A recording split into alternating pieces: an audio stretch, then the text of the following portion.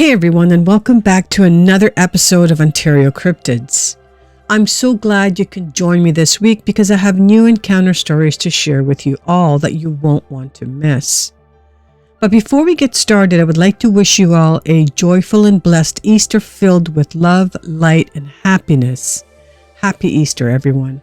And also exciting news for Ontario Cryptids store. All merchandise will be 20% off from April 24th to April 28th. So if you've been thinking about grabbing some merch, now's the perfect time.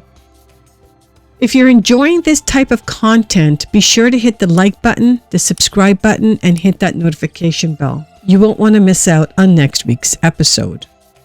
And if you have an encounter story of your own, I would love to hear about it. So send your stories to ontariocryptids@gmail.com and it will be featured in a future episode. Now sit back and relax as we dive into these fascinating encounters.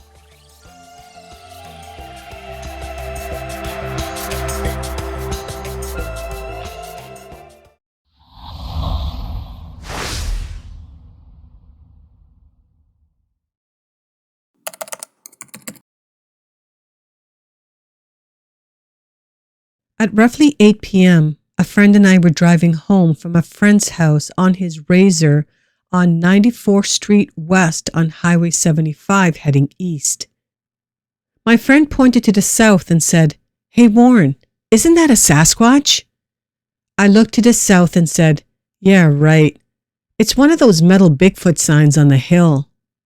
As we were proceeding east, I noticed the arm movement and I thought maybe it was mechanical. We stopped when we reached the fence line and I saw it was an actual Bigfoot. It was very tall, maybe 7.5 to 8 feet tall, cone-shaped head, covered in black hair, and long swinging arms. It continued over the hill and turned in mid-walk and looked back at us. As it proceeded over the hill, I hollered at it to try to make it stop, but it kept walking at the same pace. My friend and I looked at each other and said, "What the hell did we just see?" Of course, he said no one would believe us. We turned around to try to see it at the next crossroad. When we got to the next crossroad, we stopped at 2.5 miles to the south and shut off the Razor. I did 2 calls and no response. We continued to the next road heading south and turned east. We went to the same fence line and stopped, but saw nothing. Once again, turned around and went to 94th. No further sightings. Factors involved: moon phase, waning 29%. Temperature was roughly 50s or low 60s. Time about 8 p.m., dusk. Weather was partly cloudy and calm. After all this, we did see 4 deer in the same section which were heading its way. After the sighting, we saw more deer on the way home and one standing in my friend's driveway. Theory is he was out hunting deer because they were so active. We do not remember any smells as we heard they stink. Headed back out this morning to look for tracks and here only found 1 here on fence. Looks like a deer here.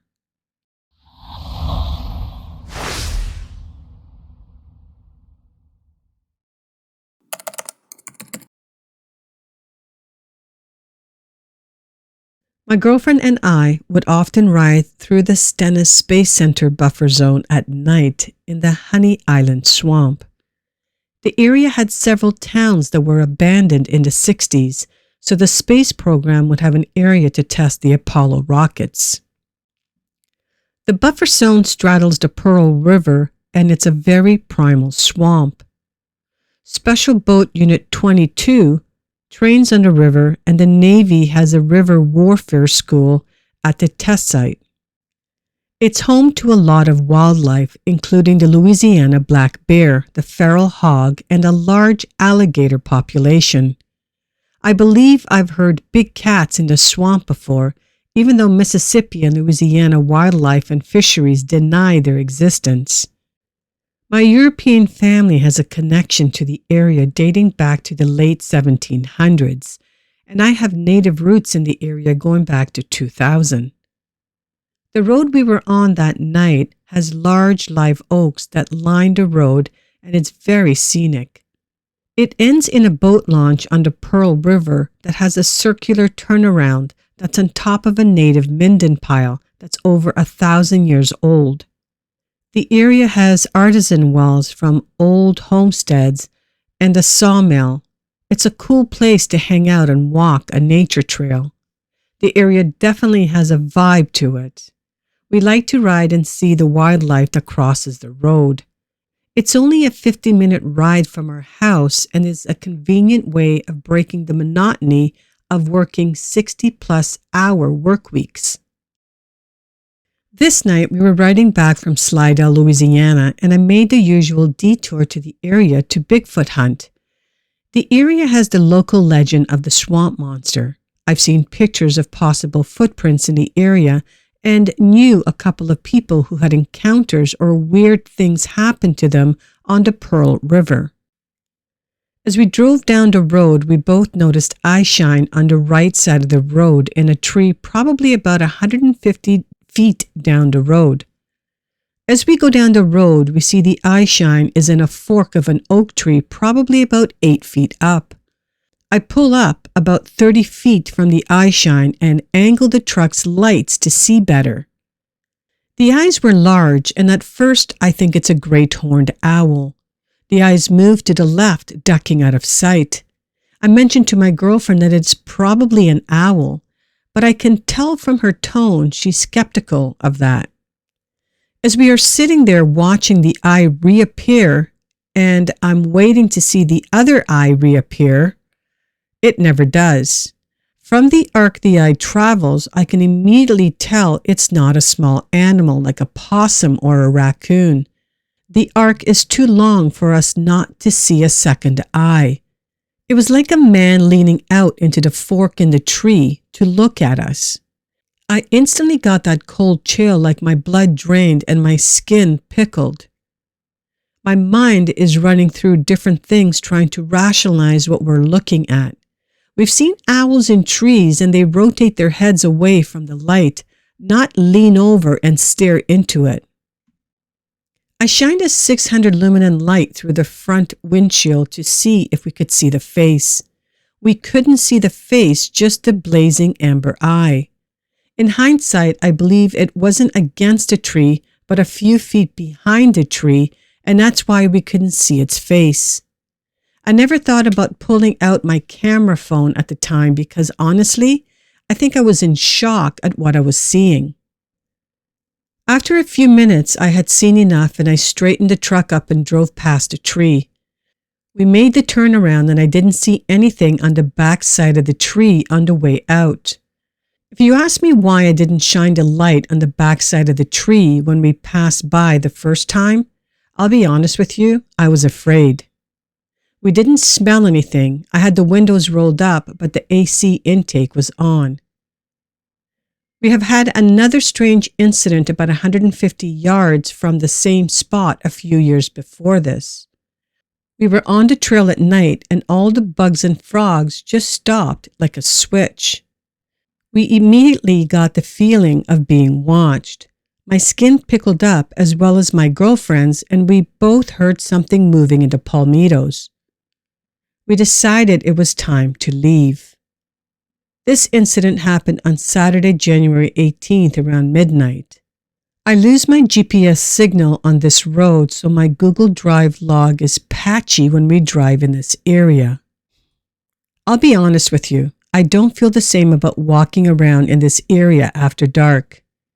My brain keeps rolling the event over and over, and I often go back to the tree in the daylight, trying to come up with a rational explanation of what we saw, but I can't. The head was just too big, and it's obvious that the eye leaned away too far to be a small animal. I'm 6 feet, and I'm 2 feet under where the eye was looking through the fork in the tree. The backside of the tree has nowhere for an owl to perch. In both our minds, it had to be something large on 2 feet standing behind a tree, and it was just as curious about us as we were of it.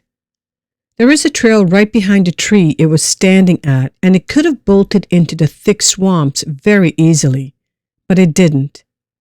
Thank you for your time.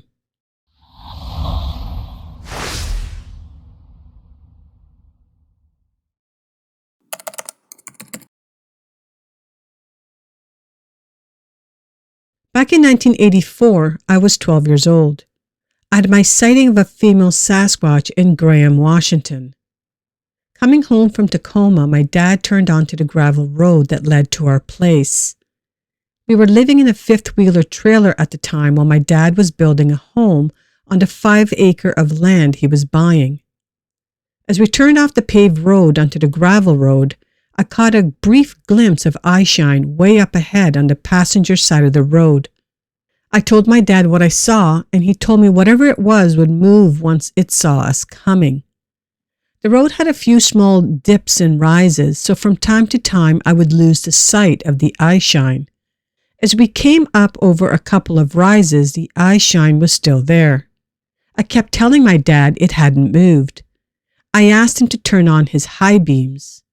My dad had installed new driver lights shortly after moving to this area and had angled them outwards as far as he could because of animals in the area.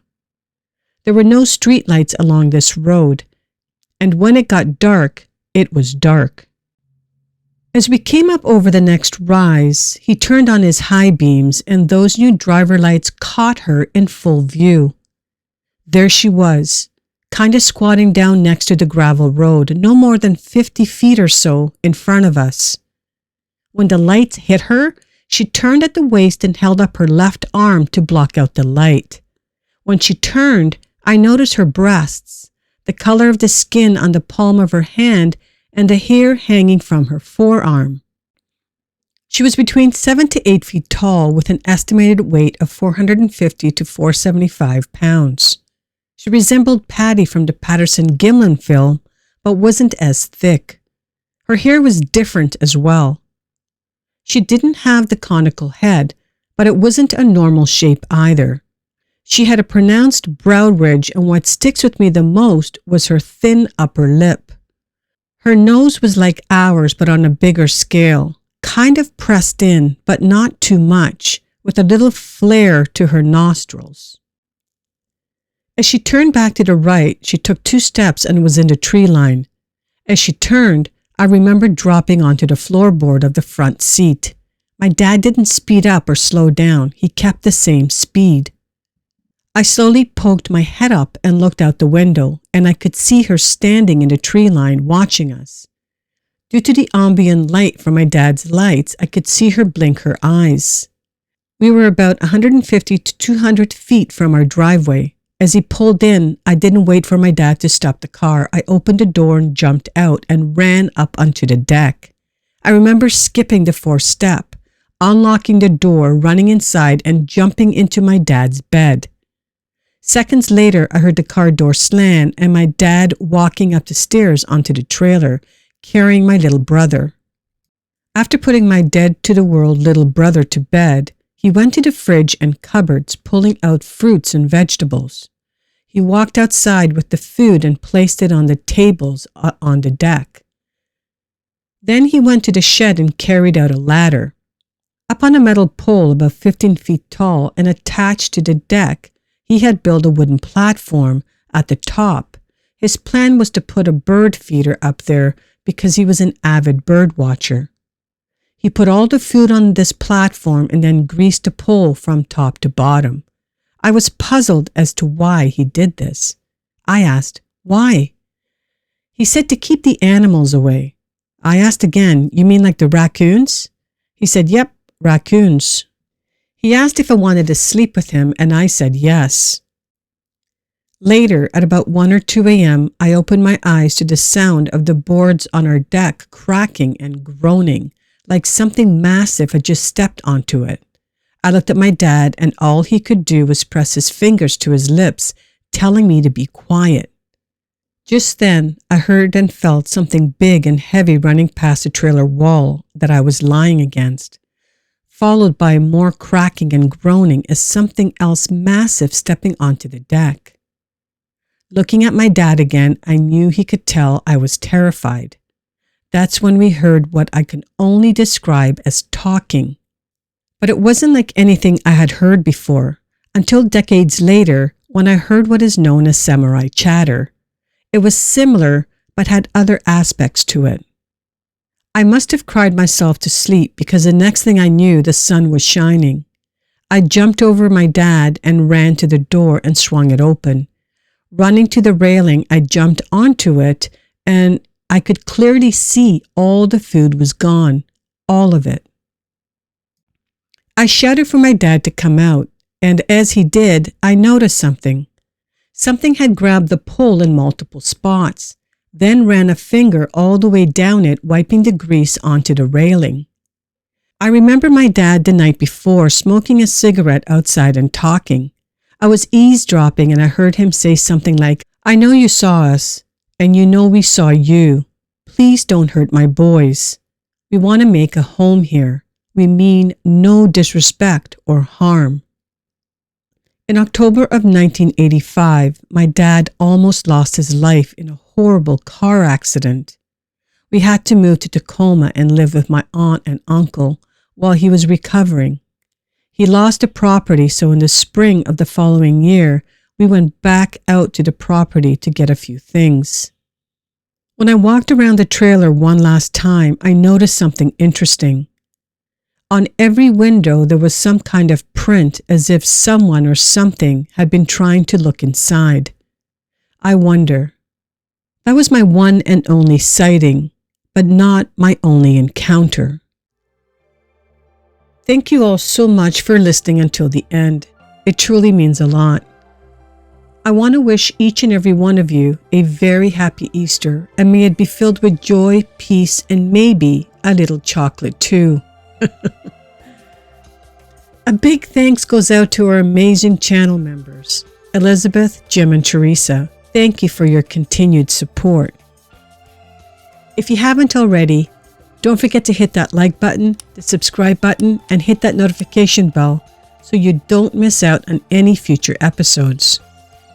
And if you have an encounter story of your own, I'd love to hear about it.